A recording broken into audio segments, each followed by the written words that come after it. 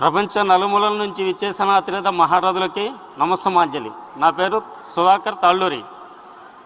ముఖ్యంగా ఈరోజు హైదరాబాద్లో నిర్వహించబడుతున్న కమ్మ గ్లోబల్ ఫెడరేషన్ మహాసభ 7వ తీర్మానం. ప్రపంచవ్యాప్తంగా అనేక రంగాలలో అద్భుత విజయాలు సాధించిన కమ్మ ప్రముఖులను సన్మానించుకోవడం మన కర్తవ్యం.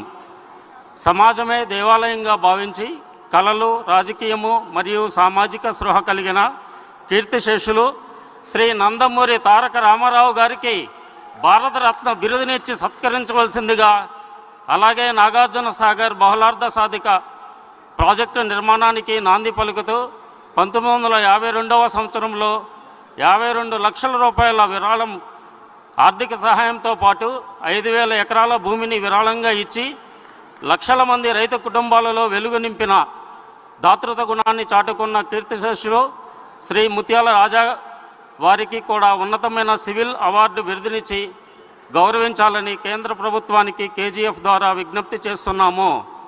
అదేవిధంగా Nagarjuna Sagar left bank canal వద్ద పార్కు స్థలము కేటాయించి ముత్యాల రాజా వారి విగ్రహాన్ని ప్రతిష్ఠించవలసిందిగా తెలంగాణ రాష్ట్ర ప్రభుత్వానికి విజ్ఞప్తి చేస్తున్నాము.